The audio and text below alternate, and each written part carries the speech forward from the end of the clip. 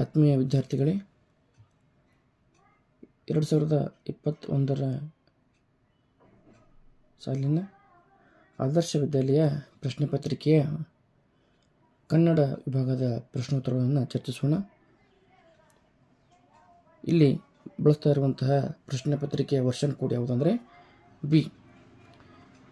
ನಿಲ್ಲಿ ವೀರರೇ, ನನ್ನ ಮಗನು ದೇಶ ರಕ್ಷಣೆಗೆ ಬರ್ತಾನೆ. ಅಡಿಗರು ಹೇಳಿದ ಪದದ ಗ್ರಾಂಥಿಕ ರೂಪ ಅಂತ ಕೇಳಿದ್ದಾರೆ. ಬರ್ತಾನೆ ಅನ್ನುವಂಥ ಪದದ ಗ್ರಾಂಥಿಕ ರೂಪ ಯಾವುದಂದರೆ ಬರುತ್ತಾನೆ. Option number A is the right answer. Next question number 2. ಅಧ್ಯಕ್ಷರು ಮಕ್ಕಳಿಗೆ ಪ್ರಶಸ್ತಿ ಪ್ರದಾನ ಮಾಡಿದರು. ಈ ವಾಕ್ಯದಲ್ಲಿರುವಂತಹ ಅಧ್ಯಕ್ಷ ಪದದ ಸ್ತ್ರೀಲಿಂಗ ರೂಪ ನೋಡಿ. ಅಧ್ಯಕ್ಷರು ಅನ್ನುವಂತಹ ಪದ ಸ್ತ್ರೀಲಿಂಗ ರೂಪದಲ್ಲಿ ಅಧ್ಯಕ್ಷೆ ಆಗ್ತದೆ. ಹಾಗಾದರೆ ಸರಿಯಾದಂಥ ಉತ್ತರ option number 3 is the right answer. Next ಪ್ರಶ್ನೆ ಸಂಖ್ಯೆ 3. ಗೋಪಿಯು ನನ್ನ ನಿಲುಮೆಯ ಮಿತ್ರ, ದಿನವೂ ಬಿಡಿಸುವ ಸುಂದರ ಚಿತ್ರ, ಸರಾಗ ಹರಿಯುವುದು ಕುಂಚದ ಓಟ, ವಿಧ ವಿಧ ಬಣ್ಣದ ಓಕುಳಿಯಾಟ. ಈ ಪದ್ಯದಲ್ಲಿರುವಂತಹ ಪ್ರಾಸಪದಗಳ ಸರಿಯಾದ ಗುಂಪು ಯಾವುದಂತ ನೋಡಿದಾಗ ನೋಡಿ, ಮಿತ್ರ, ಚಿತ್ರ, ಕುಂಚದ ಓಟ ಮತ್ತು ಓಕುಳಿಯಾಟ. ಸಾಮಾನ್ಯವಾಗಿ ಪ್ರಾಸಪದಗಳೆಂದರೆ ಒಂದು ಸಾಲಿನ ಕೊನೆಯ ಶಬ್ದಗಳಿರುತ್ತವೆ. ಹಾಗಾಗಿ ಈ ಪದ್ಯದ ಸಾಲುಗಳ ಕೊನೆಯ ಪದಗಳಾದಂತಹ ಮಿತ್ರ, ಚಿತ್ರ ಮತ್ತು ಕುಂಚದ ಓಟ, ಓಕುಳಿಯಾಟ ಇರುವಂತಹ ಆಪ್ಷನ್ ಯಾವುದು? ಆಪ್ಷನ್ ನಂಬರ್ ಎ, ಮಿತ್ರ, ಚಿತ್ರ, ಕುಂಚದ ಓಟ, ಓಕುಳಿಯಾಟ. Option number A is the right answer. ಪ್ರಶ್ನೆ ಸಂಖ್ಯೆ 4.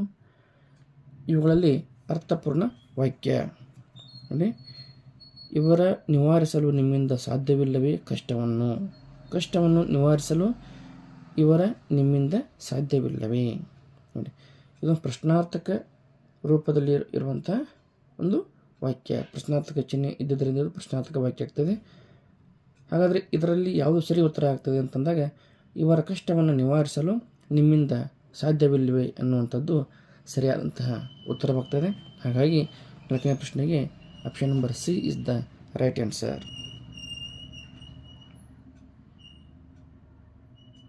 ಪ್ರಶ್ನೆ ಸಂಖ್ಯೆ 5.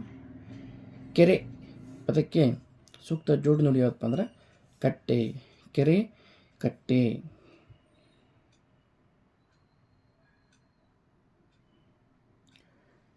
ಒಂದು ಒಗಟನ್ನು ಕೇಳಿದ್ದಾರೆ.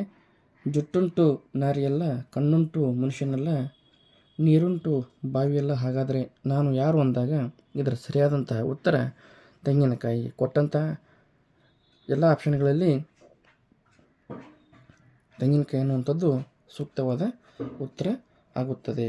ನೆಕ್ಸ್ಟ್ ಪ್ರಶ್ನೆ ಸಂಖ್ಯೆ 7. ಪ್ರಾಣೇಶನು ಹಾಸ್ಯ ಕಾರ್ಯಕ್ರಮವನ್ನು ನೀಡುವಲ್ಲಿ ಎತ್ತಿದ ಕೈ ನೋಡಿ. ಈ ವಾಕ್ಯದೊಳಗೆ ನುಡಿಗಟ್ಟನ್ನು ಕೇಳಿದ್ದಾರೆ. ಎತ್ತಿದ ಕೈ ಅನ್ನುವಂಥ ಈ ನುಡಿಗಟ್ಟು ನೀಡುವಂಥ ಅರ್ಥ ಏನು ಅಂದರೆ ಪ್ರವೀಣ. ಎತ್ತಿದ ಕೈ ಅಂತಂದರೆ ಎಲ್ಲವನ್ನು ಬಲ್ಲವನು, ಎಲ್ಲವನ್ನು ತಿಳಿದವನು ಅನ್ನುವಂಥ ಅರ್ಥವನ್ನು ಕೊಡ್ತದೆ. ಪ್ರಶ್ನೆ ಸಂಖ್ಯೆ 8. ಯುಗಾದಿ ಹಬ್ಬಕ್ಕೆ ಅಪ್ಪ ನನಗೆ ಮತ್ತು ಆದರ್ಶನಿಗೆ ಬಣ್ಣದ ಅಂಗಿ ತರುತ್ತಾರೆ ನೋಡಿ. ಈ ವಾಕ್ಯದಲ್ಲಿ ಇರುವಂತಹ ಯೋಗವಾಹ ಅಕ್ಷರ ಅಂತ ಕೇಳಿದ್ದಾರೆ. ಯೋಗವಾಹ ಅಂತಂದರೆ ಅಂ ಮತ್ತು ಅಹಗಳಿಗೆ ನಾವು ಏನು ಅಂತ ಕರಿತೀವಿ? ಯೋಗವಾಹಗಳು ಅಂತ ಕರಿತೀವಿ. ಹಾಗಾದರೆ ಅಂ ಅನ್ನುವಂಥದ್ದು option number C is the right answer. ಪ್ರಶ್ನೆ ಸಂಖ್ಯೆ 9. ಗಂಗೆಯನ್ನು ನಾನು ಶಿರದಲ್ಲಿ ಧರಿಸುತ್ತೇನೆ. ಈ ವಾಕ್ಯದಲ್ಲಿ ಬಳಸಿರುವಂತಹ ಲೇಖನ ಚಿಹ್ನೆ ನೋಡಿ. ಈ ಲೇಖನ ಚಿಹ್ನೆಗಳನ್ನು ನಾವೇನಂತ ಕರಿತೀವಿ ಅಂತಂದರೆ ಉದ್ಧರಣ ಚಿಹ್ನೆ ಮತ್ತು ಆವರಣ ಚಿಹ್ನೆಗೆ ಬ್ರಕೆಟ್ ಅಂತ ಕರಿತೀವಿ. ನೀವು ಗಮನಿಸಿರ್ಬೋದು ಬ್ರಕೆಟನ್ನು.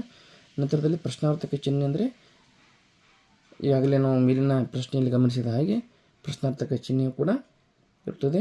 ಆಮೇಲೆ ವಿವರಣೆ ಚಿಹ್ನೆ ಅನ್ನುವಂಥದ್ದು ಒಂದು ಹ್ಯಾಶ್ ಅಂತೇಳಿ ನಾವು ಬಳಸ್ತೀವಿ. ಪ್ರಶ್ನೆ ಸಂಖ್ಯೆ 10. ಮಗು ಪದದ ಬಹುವಚನ ರೂಪ. ಇಲ್ಲಿ ನೋಡಿ, ಹೆಚ್ಚಿನ ವಿದ್ಯಾರ್ಥಿಗಳು ಏನು ಮಾಡ್ತಾರೆ ಅಂದರೆ ಮಗು ಅನ್ನುವಂಥ ಪದವನ್ನು ಬಹುವಚನ ರೂಪ ಮಾಡುವಾಗ ಮಗುಗಳು ಅಂತ ಮಾಡ್ತಾರೆ.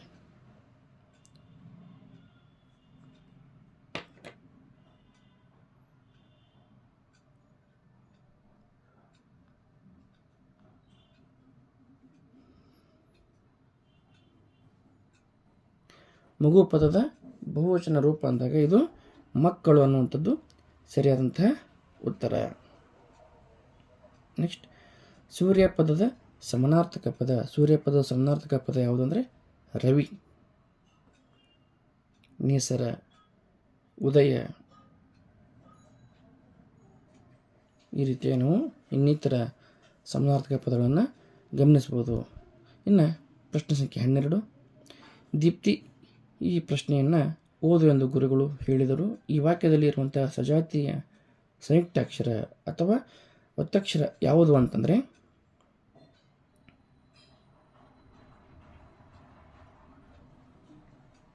ನೋಡಿ, ಸಜಾತಿ ಒತ್ತಕ್ಷರ ಅಂತಂದಾಗ ಅದೇ ಅಕ್ಷರದ ಒತ್ತಕ್ಷರ ಆ ಅಕ್ಷರಕ್ಕೆ ಬರಬೇಕು. ಯಾವುದಂದರೆ ಆಪ್ಷನ್ ನಂಬರ್ ಡಿ. ನ ಮೂಲಾಕ್ಷರಕ್ಕೆ ನ ಒತ್ತಕ್ಷರ ಬಂದಿದೆ, ಹೀಗಾಗಿ option number D is the right answer. ಪ್ರಶ್ನೆ ಸಂಖ್ಯೆ 13. ಮಕ್ಕಳು ಶಾಲೆಗೆ ಬರುವಂತೆ ಮುಖ್ಯ ಮಂತ್ರಿಗಳು ಕರೆ ನೀಡಿದರು. ಹಾಗಾದರೆ ಈ ಪದವನ್ನು ಬಿಡಿಸಿ ಬರೆದಾಗ ಸರಿಯಾದಂತಹ ರೂಪ ಯಾವುದಂದರೆ ಬರು ಪ್ಲಸ್ ಅಂತೆ. Option number A is the right answer. ಪ್ರಶ್ನೆ ಸಂಖ್ಯೆ 14. ರಾಷ್ಟ್ರಪಿತ ಮಹಾತ್ಮ ಗಾಂಧೀಜಿಯವರು ಹಿಂಸೆ ಮಾಡಬಾರದೆಂದು ಆಗ್ರಹಿಸಿದರು. ಈ ವಾಕ್ಯದಲ್ಲಿರುವಂಥ ಹಿಂಸೆ ಪದದ ವಿರುದ್ಧಾರ್ಥಕ ಪದ ಯಾವುದಂದರೆ ಅಹಿಂಸೆ. ಯಾವುದು? ಅಹಿಂಸೆ. ಇಲ್ಲಿ ನೋಡಿ, option number B is the right answer. Option number ಡಿನೂ ಕೂಡ ಅದೇ ರೀತಿ ಅಂತ ಅನಿಸ್ತದೆ, ಆದರೆ ಇದು ಅಹಿಂಸೆ. ಆಪ್ಷನ್ ನಂಬರ್ ಡಿ ಅಹಿಂಸೆ ಆಗಿದೆ, ಆಪ್ಷನ್ ನಂಬರ್ ಬಿ ಅಹಿಂಸೆ ಆಗಿದೆ. ಹೀಗಾಗಿ ಹಿಂಸೆ ಪದದ ವಿರುದ್ಧಾರ್ಥಕ ಪದ ಅಹಿಂಸೆ ಅನ್ನುವಂಥದ್ದು ಸರಿಯಾದದ್ದು. Option number B is the right answer. Question number 15. ಕೊಟ್ಟಿರುವ ಆಯ್ಕೆಗಳಲ್ಲಿ ಸೂಕ್ತವಾದದನ್ನು ಆರಿಸಿ ಹೇಳಿಕೆಯನ್ನು ಪೂರ್ಣಗೊಳಿಸಿ. ನೋಡಿ, ಇದೊಂದು ಗಾದೆ ಮಾತಿನ ರೂಪದಲ್ಲಿ ಬಳಕೆಯಾಗುವಂಥದ್ದು. ಹೆಣ್ಣೊಂದು ಕಲಿತರೆ ಶಾಲೆಯೊಂದು ತೆರೆದಂತೆ. ಇದನ್ನು ಸರ್ಕಾರಿ ಶಾಲೆಗಳಲ್ಲಿ ಧ್ಯೇಯ ವಾಕ್ಯವಾಗಿ ಕೂಡ ಬಳಸ್ತಾ ಇದ್ದರು. ಪ್ರಶ್ನೆ ಸಂಖ್ಯೆ 16. ತಪ್ಪಾದ ಕ್ರಮವನ್ನು, ಯಾವ ಶಬ್ದ ತಪ್ಪಾಗಿದೆ ಅನ್ನೋದನ್ನು ಇಲ್ಲಿ ಪ್ರಶ್ನೆ ರೂಪದಲ್ಲಿ ಕೇಳಿದ್ದಾರೆ. ಹೆಣ್ಣು ಮಕ್ಕಳನ್ನು ಗೌರವಿಸಬೇಕು. ಈ ವಾಕ್ಯದಲ್ಲಿ ಅಡಿಗರಿ ಎಳೆದ ತಪ್ಪಾಗಿರುವ ಪದಕ್ಕೆ ಬಳಸಬಹುದಾದ ಸರಿಯಾದಂತಹ ಪದ ಅಂತಂದಾಗ ಹೆಣ್ಣು. ನೋಡಿ,